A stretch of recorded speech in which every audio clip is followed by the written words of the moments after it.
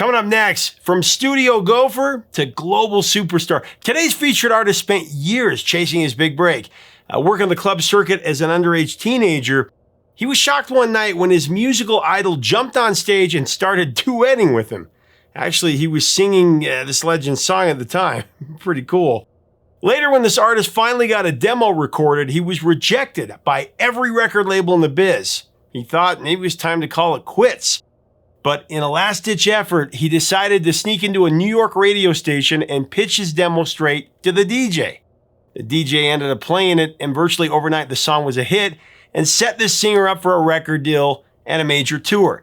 The only problem was he didn't have a band.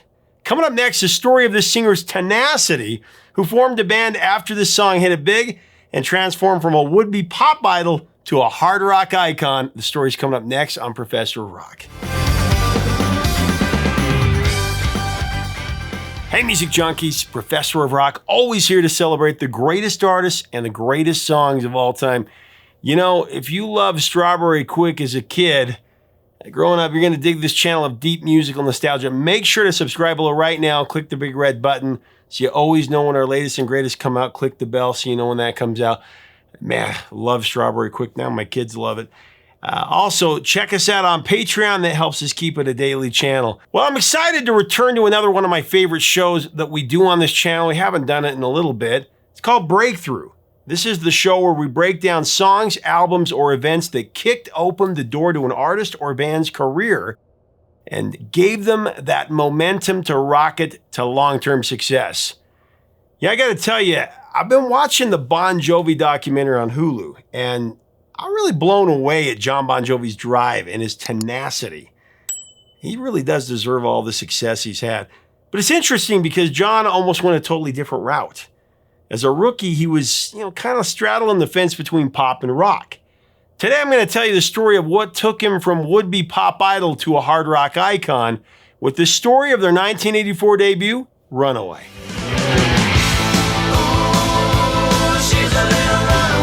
By the way, I highly recommend the documentary on Hulu. It's really great. Goes behind the scenes of kind of back and forth between present and past. Really cool. That key changes. You can't be 60 years old and expect to hit that note anymore. So Bon Jovi was formed in 1983 in New Jersey, of course, but our story actually begins well before that. Back when lead singer Jon Bon Jovi was still known by his given name, Jon with an H, Bon Jovi.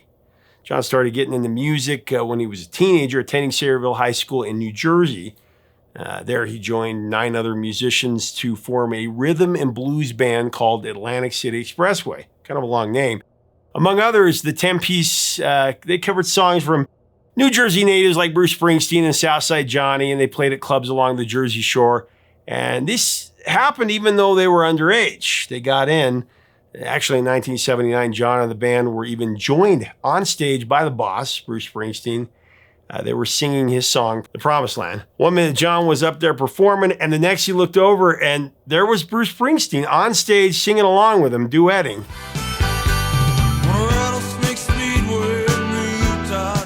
When he went to high school the next day, Jon Bon Jovi was walking on air. I mean, the impossible really felt possible. And he realized right then and there, nothing else mattered but the music. I mean, forget math class, forget science, forget the high school drama. From this point on, he was laser focused on his musical ambitions. So by his senior year in 1980, Jon quit Atlantic City Expressway. Cover songs, they weren't going to cut it. He didn't want to be in any band that played other people's music. He wanted to be a songwriter. He wanted to be completely original. So next up, Jon took the mic for a band called The Rest and played more gigs on the Jersey Shore. But that wasn't the answer either. This short-lived experiment, it taught him another important lesson, that he needed to do more than just crash someone else's band. He needed to build his dreams from scratch. A band based on his vision. So after high school, there was no question in Jon Bon Jovi's mind. He was going to be a pro musician. There just wasn't a plan B. It was music or failure, music or nothing. Even nothing wasn't an option. Determined to break into the industry, Jon connected with his second cousin, Tony Bon Jovi, in September of 1980.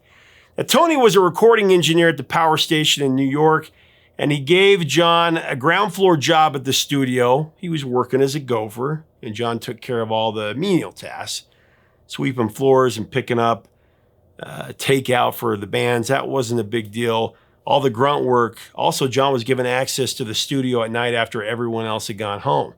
So there he was at 4 a.m, writing and recording his original songs. On top of all that, he got a priceless in-studio education. He learned how the console worked, what engineers and producers did.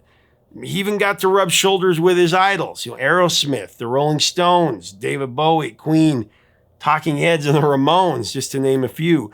So jump ahead to 1982. At this point, Jon still didn't have a band, but he'd written and recorded some promising material. There was a 4-track demo that had today's featured track on it, Runaway, with the help of songwriter George Carrick.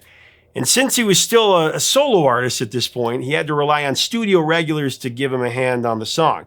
Called the All-Star Review Session Band, Jon was backed by Tim Pierce on guitar, Hugh McDonald on bass, Roy Bittan from Springsteen's E Street Band, The Professor.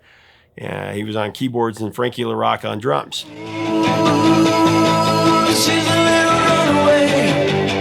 With a complete demo in his hand, Jon shopped it to as many record companies as he could think of. He went out to anyone and everyone. Managers, labels, production companies. He didn't get one bite. It was complete radio silence. And for a while there, Jon was actually considering giving up on his music. He was frustrated. Repeated rejection, I can do that. He started to doubt his destiny. But then he got a crazy idea. There was this new rock station that was getting going in New York City. It was called WAPP. They didn't even have a receptionist. His plan was to just walk in and pitch his demo to the DJ and see if he could get it on air. Even if he could, though, there was no guarantee that getting it played just once would lead to anything. It was a last-ditch effort for sure, but what did he have to lose? These are those cool stories that happened in the 70s and 80s, man. Doesn't happen anymore. Daddy's girl learned fast, all the things he couldn't say. In years to come, Jon would introduce Runaway in concert with I'm sure a little bit of an embellished story about what happened. He would say, and I quote, "It's 1983, and some young punk kid walks into a radio station, grabs this DJ by the collar and says, 'Hey, mister, I got the right chords and a cool melody. What do you say you do me a favor, and in 3 minutes and 30 seconds, what you're going to see is a rock and roll star.'" End of quote. Jon Bon Jovi was never one lacking in confidence. He was a go-getter. But whether that story is exaggerated or not, the fact is that he was able to walk right up to the DJ, Chip Hobart, and the promotion director, John Lastman, and he made his pitch. Hobart, for his part, was blown away by this kid's cocksure attitude.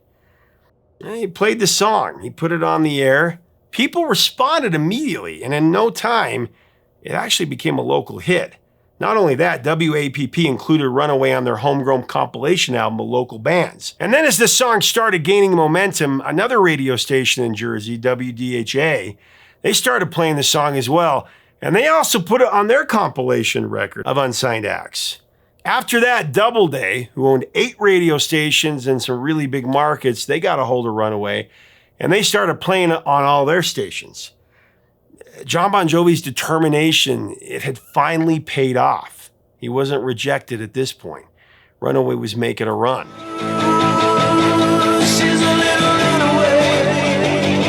And after that, the record companies came calling, including those same labels that threw Jon's demo tape into the reject pile back in the day. By July of '83, Jon Bon Jovi had signed a recording contract with Polygram Records. But as Runaway started to make the rounds, there was a big problem.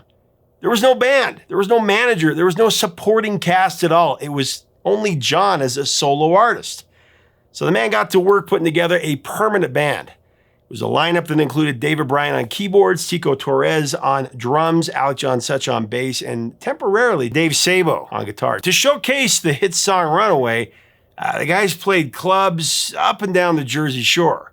However, before they even put together their debut album, the Snake, Dave the Snake, he was replaced by Richie Sambora, who actually hated the pop vibe of Runaway immediately. And he was one of the main influences to take Bon Jovi from potential pop idol status to hard rock icons, More on that in just a second. Dave, for his part, would later go on to form Skid Row, of course, in '86, and when they released their debut album in 1989, Bon Jovi brought him on tour.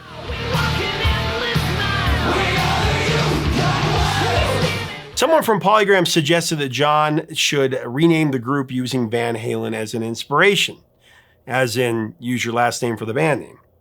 However, Bon Jovi didn't have quite the ring to it, so the name was broken up into two words, Bon Jovi. Jon adopted the name for his own as well. In June of '83, Bon Jovi recorded their debut album, which included a new version of Runaway at, where else? The Power Station.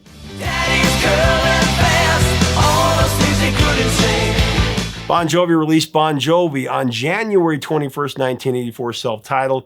However, it didn't exactly put up mind-blowing numbers on the charts. Here in the US, the album reached number 43. Internationally, it went to number 71 in the UK, number 39 in Australia, 24 in Spain, and number 18 in New Zealand. Still, Bon Jovi continued to increase their exposure by opening for established acts like Eddie Money, ZZ Top, Kiss, Whitesnake, and Scorpions, the latter of which made them a much harder rock band. Again, more on that in a second.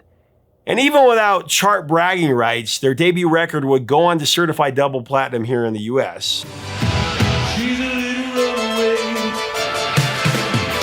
As we get into the story of Runaway's lyrics, though, I want to thank our sponsors, Zenni Eyewear, the glasses I always wear on here. Right now, until May 19th, you can get up to 50% off Zenni on over 500 different styles. Click on our info button up here or below in the description to browse Zenni's collection of their latest discounted glasses before the sale runs out. Save big with discounts on all affordable glasses for sale. No code even needed. Don't miss out. Do it today. You're going to love it.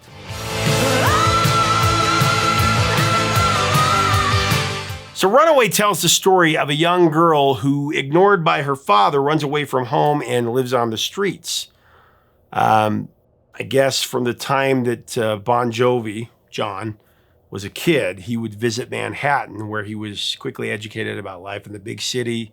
And he noticed a lot of kids who were there who were living a rough life on the streets. So many kids who had to hustle just to survive. There was a lot of seedy stuff going on even back then. Runaway was inspired by his observations about being young and lost in New York City.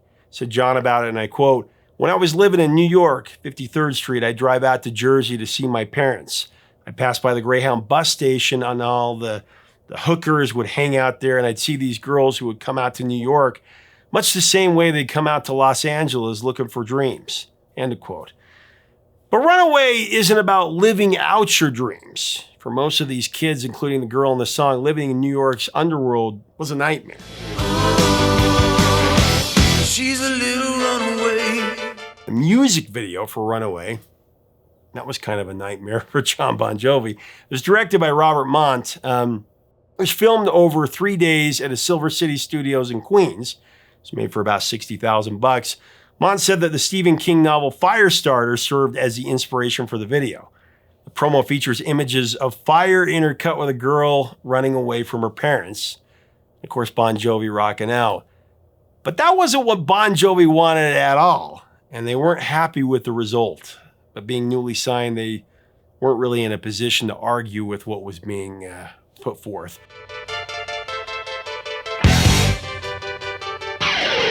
In a 1986 interview with Spin magazine, Jon explained just how much he hated making music videos to that point, saying, if you want to torture me, you could tie me down and force me to watch our first 5 videos. The first time we just made a record and we were all excited, and some a-hole decides we're going to make a video for Runaway. So instead of making it about what the song is really about, he decides to put a concept to it with his little niece in it.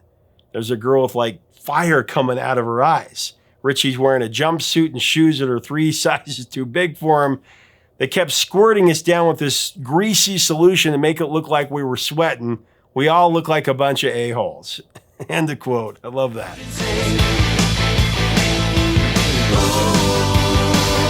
Really hard to argue with Jon's take. Runaway is far from an 80s MTV classic.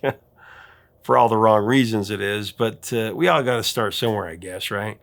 When Runaway was released as a single in America in February of 84, though, it also didn't exactly become a chart topper. It only reached number 39 on the Hot 100. In the UK, it came to a disappointing number 112. Still, even without the chart success, it was a breakout track for Bon Jovi. It got him on the airwaves, it got him a record deal, and it set the table for the band's enormous success in the future.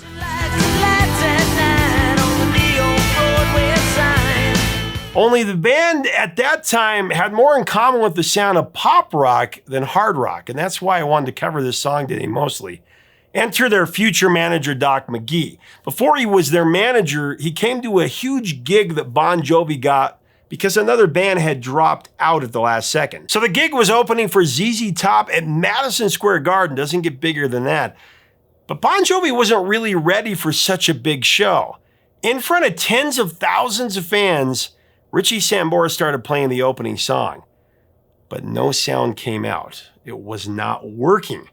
The crowd went from being polite to cheering ZZ Top, ZZ Top. It was a disaster. But Bon Jovi somehow made it through.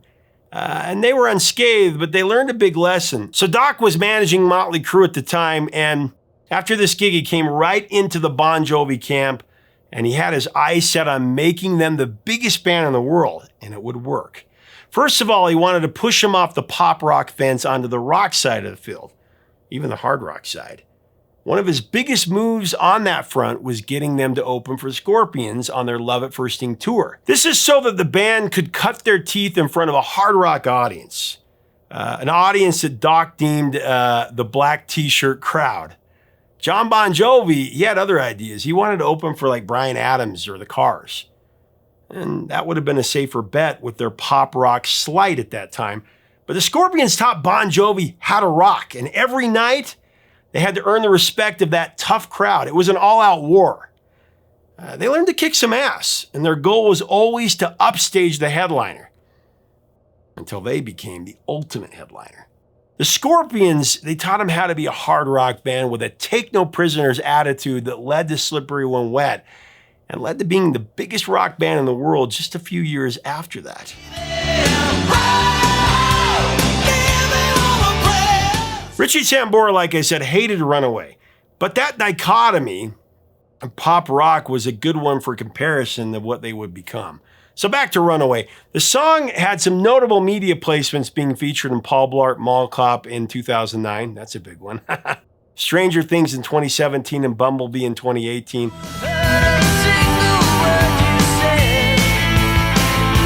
And really, it's been huge since then. It has hundreds of millions of streams and on Spotify and YouTube. I think it's actually close to 500 million streams overall. It's a big song. It's become much bigger than its chart position for sure.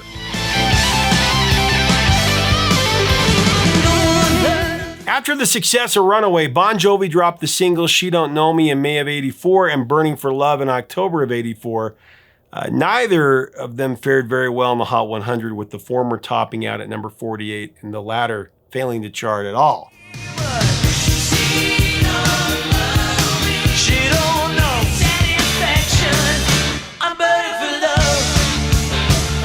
Bon Jovi returned to the studio in early 1985 to get to work on their sophomore offering, 7800 Fahrenheit. That one was released on, it was March 27, 1985. It went platinum 2 years later, though in terms of chart position, it was pretty much a disappointment. It peaked at number 37 on the Billboard 200. Likewise, the album's singles continued to struggle, with Only Lonely leading the pack at number 54 on the Hot 100.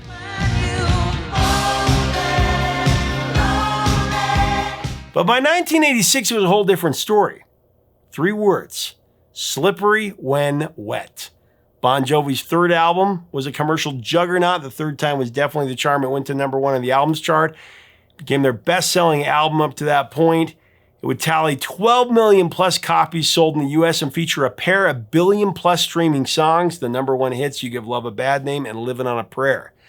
No question, Bon Jovi had made it.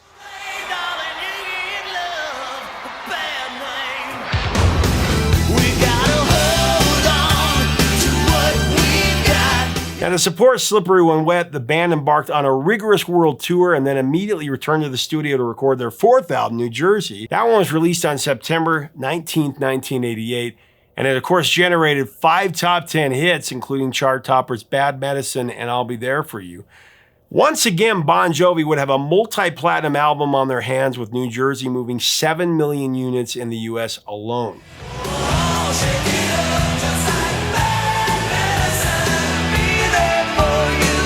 These 5 words I swear to you. 17 top 40 singles, 4 #1 hit singles, and over 130 million records sold globally.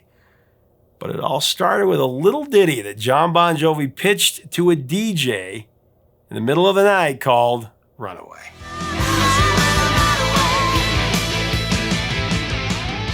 Hey, thanks so much for watching. Leave us a comment about Bon Jovi and Runaway. What are your memories of this song? What are your memories of that time in their career and when Slippery When Wet came out and went through the roof? Check out the Hulu documentary if you haven't already seen it. If you have seen it, let me know what your thoughts are. I thought it was really great. Let's have a great discussion below. I actually have a new respect for Bon Jovi, and actually I was a little bit frustrated when people on YouTube were ripping on Bon Jovi and his vocal problems that he's been having. He was really struggling through it. You'll see it on the documentary. I have a lot of respect for him. He's a go-getter. He drives it hard. Anyway, if you like our content, we would love to have you subscribe below, be a part of our community so we can talk music. Until next time, 3 chords and the truth, my friends.